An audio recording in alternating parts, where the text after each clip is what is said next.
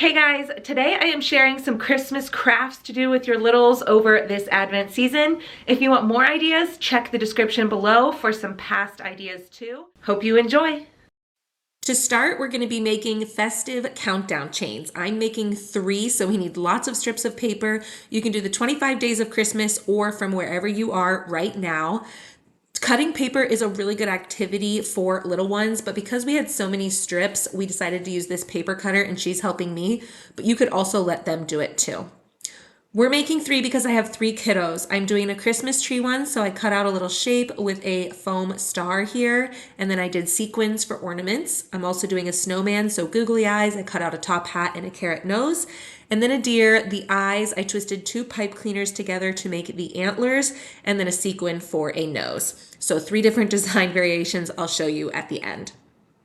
Next up, you're gonna have them take the designs that you did and put them onto the chain. This can be a little difficult with the first loop there to get things to stay and it not to move, so they might need a little help.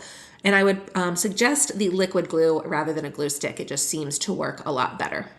Once they've put the decor on those loops, it is time to set those aside and let them dry, and then they can make the chain. So here she's doing the white one, which is going to be a snowman. We also have a red and green one for the tree, and then a brown one for the deer. Once they are kind of finished, you hook that first decorative one to the top, and here's how they turned out. So you could choose just one of these to do. You could do all 3. If you have 3 kids, you could make another one if you have more, or whatever one your favorite is. Next up, we are making a pom-pom trees. So to start, you're going to need a cone shape. I have this green piece of construction paper here that I am just loosely drawing an arch and then cutting it out. Cardstock would work better. I just didn't have any on hand. Once you have that, you're going to roll it into a cone. It can be a little tricky, and then use some tape or other type of something to secure it. And then mine was a little off balance there because I wasn't worried about being perfect, so I trimmed the edges. Once they are done and upright, you have them just attach pom-poms to it. You can see the one on the left there, my 4-year-old did, and she was able to do it pretty much by herself. My 2-year-old here, I am helping her apply the glue, and then she is pushing on the pom-pom. The construction paper can be a little tricky to push on, so they may need a little bit of help, but here's how they turned out. Super cute for decor.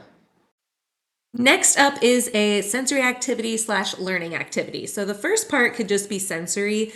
Get some Play-Doh, roll it out, make these cute little gingerbread families. Both of my girls just really liked doing this. Then to add in some learning, get yourself a dice or some die, and then they can roll it and practice their counting. So she rolled a 4, she counted 4 on the tray. She rolled another number, she put more on the tray, and she did this over and over. My 2-year-old just likes scooping them with the spatula, and that was fine motor exercise for her. Next up, we're going to be making some fun Momento canvas prints.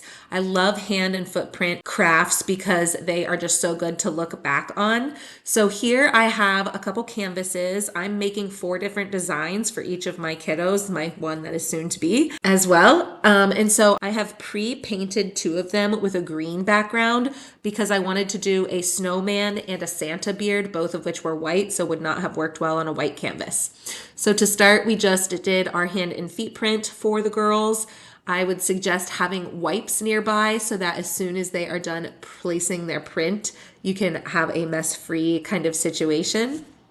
So once we got the prints, I kind of let the girls go play, and then I worked on the details. So first I added more paint to their prints just to make sure that they were all nice and filled in, so that was like the key thing I could remember.